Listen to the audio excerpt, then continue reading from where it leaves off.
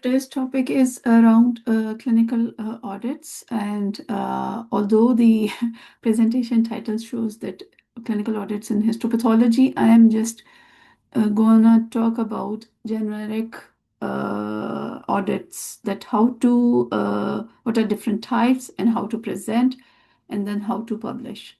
So, and then maybe a few examples. So, introduction to clinical audits in histopathology. What are audits actually? These are systematic reviews of clinical practices against established standards.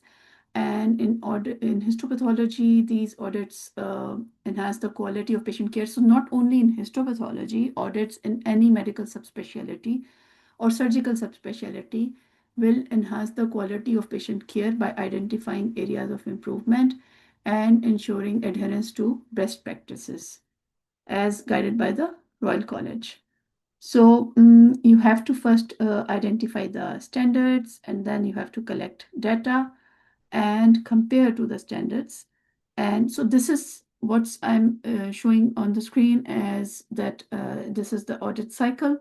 And uh, once you re-audit, that's called completing the loop and or completing the one audit cycle. So I always recommend that please uh, do recommend improvements. Please do share your ideas, not only for your portfolio pathway or some tick box exercise or some training. Try to implement those things for as a general also. Like once you have got an idea to make an improvement, try to implement those. And it's very important that we always give our chip in our ideas and try to improve things as much as we can. And so types of clinical audits in histopathology, these are diagnostic audits and uh, process audits, and then outcome audits. So I will touch upon these slightly in detail later on also, and these are not particular for histopathology only. These are for other medicine or surgical subspecialties or wherever you are working in the lab or in the community. uh, these type of audits are you can conduct, and you can always suggest certain improvements. And so what should you audit? People do ask that, what's when I'm thinking about an audit, what should be my focus?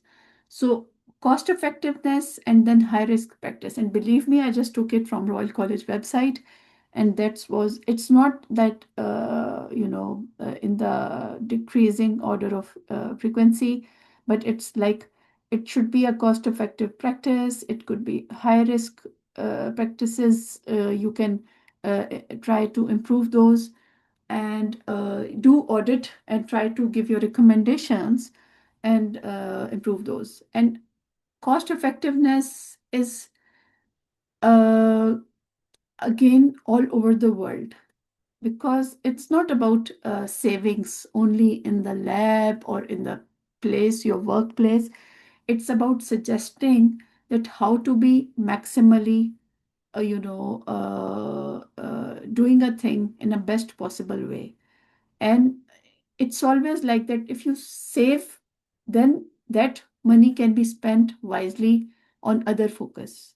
So it's always that process, that how to be a person with you can give a recommendation that how to decrease cost of a treatment modality, diagnostic modality, or how to improve that. And it might not be that you are trying to just do some money saving exercise. It's always that money can be used for another patient, another deserving patient, another patient who is sitting on the next bed. So it's always try to do your best, and not only, I'm repeating myself over here, that not only for the sake of uh, completion of your portfolio pathway or anything, but for overall purposes. So you should be able to do the audit of new treatments and procedures, some national guidelines, trust and lab priorities, patient concerns, and local concerns. So those you should be able to do that. And your audit doesn't have to be a new audit. And again, if you see those, different aspects which you can audit, you can implement it anywhere in any subspecialty, not only in histopathology. So your audit doesn't have to be a new. It's always worth considering repeating audits to see if the standards have been maintained or improved. And then how do you set aims and objectives? So what's your aim, that what do you want to achieve, and what are you going to measure? So these are two most important things before you start an audit. So always ask yourself that what you really want to achieve, and these are most important things for the high quality audit also. And otherwise it's kind of a, I won't say that completely useless exercise, but if you are not clear about what you are going to achieve and what you are going to measure, then it's not that useful. So and you should measure and you should make judgments. We always say that we should be not judgmental. However, over here, please make judgments about the processes, or about the outcome measures, about the diagnostic modalities, about the various behavioral things, that how your audit, what results your audit shows, and then later on how to improve again. Recommendations. So diagnostic audits are for evaluating accuracy or reliability of histopathological diagnosis. So it can be like completion of minimum data sets, and how well pathologists identify disease. So it again can be implemented anywhere in surgical fields, how good a person is using various diagnostic modalities, and like, do they need to use more or do they need to use less? And maybe, like, for example, four surgeons, they identify a certain condition, and three of them use five modalities, and two of those use three modalities, and the outcome is same. Then you can recommend that, like, ongoing, why not use only three modalities, and then see the outcome, see the measure, see the and then you have to keep in mind the risks involved in this. So then it can be a process audit, and it can be lab processes in histopathology, the efficiency and effectiveness. And it's not only that it should be workflow, turnaround time, adherence to protocols. It can be a lean process. And if you have an idea that a lean process and Six Sigma model was started many decades back by Toyota in Japan, and they said that how to build a car in with maximum efficiency and productivity, with minimizing the effort, reducing the time lost between one fixing one part of the car to the next. So those lean process and Six Sigma model has been adapted by many industries in the world, around the world. And healthcare is one of those that where and laboratory. Why? Because we are kind of a constructing or manufacturing a slide towards the end. So specimen comes, and how many blocks and how many slides, and then processing and cutting. So minimizing the time between the processes, like walking from one way to other, and it should be a lean model. So you can do the audit, that if we change this process to that process, how would it affect? And then outcome audits, that what was the impact of histopathological diagnosis on patient outcomes, and timely and accurate. So these two things are very important, like key performance indicators, that the diagnosis should be timely and it should be accurate. So we should not be, trying to use many uh, diagnostic modalities which are not needed in a process. So you can audit those processes, that do we need or don't we? Then importance of clinical audits that enhance patient care and improve diagnostic accuracy and enhance compliance of ensuring compliance with the standards. So again, it is overall, it's a universal thing. And okay, so there was a question about that if there is no improvement or improvement is not needed as a result of an audit, so you that means that loop has been completed, cycle has been completed. So you don't need to re-audit at all. Number one. Number two is that if 5 to 6 authors, so if it is a very simple audit, then I would say that that many authors are completely fine, that many number, and you should put up a cover letter that what was your role. So it's not just putting a name, it should not be a gift authorship kind of thing. So it shouldn't be that your name, just putting your name for the sake of name. So you can define audit objectives and collect and analyze the data and prepare findings and recommendations. So how to do the presentation. So you can do a poster presentation, you can present on PowerPoint to your stakeholders, your colleagues. So it's not only that you are in a, and please don't do it just for the sake of, completing a certain requirement in your professional life. Try to give ideas, try to make improvement, try to make suggestions. Otherwise, also. Sometimes people, yes, I'm not saying that you shouldn't get a credit for that, but sometimes people, just for the sake that someone who's around them will take the credit and they will not give the input even. It doesn't matter. It doesn't matter. In the greater scheme of things, try to give your input, try to give your ideas and suggestions wherever you can, for the sake of improvement, for the sake of saving, for the sake of, at home we do budgeting and financing and everything. So my father was a chartered accountant, and I always thought that audit is only financial audit, till I got to know that, oh no, there are clinical audits available, and we should do. So we should give our input, and then I would say that eventually you do get the credit. Then defining audit objectives. So you should be very clear, like I said before, that aims and objectives should be those are the most important things. And then the other important thing is that recommendations. This is the key insight and propose. So if there is no recommendation, then it's also completely fine. However, you should be able to give,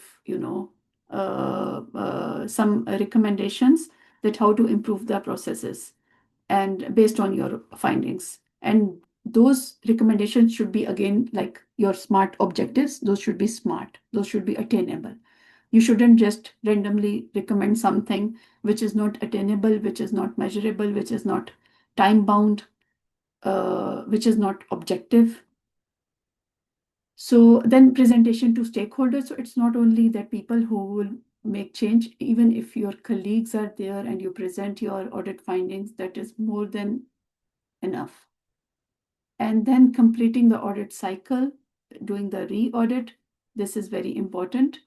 And this is one of the most important, things, which is requirement by the Royal College for the portfolio pathway or otherwise, that you should re-audit a certain thing after making the changes or after implementing the recommendations. So this is an essential step in the audit cycle.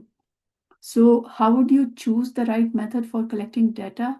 Then this is very, very, very important, that plan the methodology. in detail to consider the most effective and accurate way. Because halfway through, if you get to know that your data collection was not correct, it will cause a significant hue and error, I would say, and like it would be a problematic situation. Then sample size should be large enough. So like 30 is the minimum for the publications and high quality publications. But over here also, your sample size, depending on the frequency of the sample or frequency of the thing or outcome or diagnostic accuracy, whatever you are measuring, should be large enough that it should be representative of the population. And then there are always sample size calculators available online. And how do you analyze? And it can be quantitative, it can be qualitative. So it's kind of similar to the publications. So these are the minimum standards for clinical audit, just like, minimum data sets. So those things should be there. So acceptable rationale, again, aims and objectives, and agreed standards. So those can be local practices, those can be Royal College guidelines, those can be regional practices. So there should be a proper standard against which you are conducting an audit. Then sample size and selection, that's important. And then it's like identification and implementation of any changes, and then re-audit of the cycle. And what is the evidence that it can be benefit to the patient care, healthcare professionals, the providers, the service on a whole? So if you can just remove the pathology from here, it is like it can be, this is the minimum kind of criteria for any subspecialty, I would say. And continuing high quality. So if it doesn't show any improvement, still your audit is very valuable and we can do that. And so if it shows that deterioration in service or deterioration in patient care, then it can always be re-audited and redone. So writing a clinical audit report. So what would be your title, background? So this is a recommendation by Royal College of Pathologists that if you can write, especially for overseas people, if you're doing it at your place. So you can use the guidelines from Royal College and you can do the audit at your workplace. And your audit report should contain these as a minimum. So title, background, aims and objectives, and what are the standards? This is very important. And method, results and conclusion, recommendations, action plan, and plan the re-audit. So this is very, very, very important. And then you see, I always learn when I make the presentations, and I'm so blessed to be in a position to do these things, and people give me really very good feedback, and I am so thankful to everyone that I didn't know that there is a proper certificate for audit. So when I was going through, yes, I knew that there are CPT points and everything, but for the certification, so you can always submit, and anyone working in pathology. So even from, I think, overseas, you can contact the Royal College and you can submit your audit. And how to submit, it gives you a very good guideline, and what are the formats how you can submit, and how much time they will take, and what is the process for the Royal College, how do they evaluate your audit, that stage 1, then stage 2, and then 3, 4, 5, like it's and they can always give you the advice or recommendations, that constructive feedback for areas of improvement. So it's amazing activity, I would say.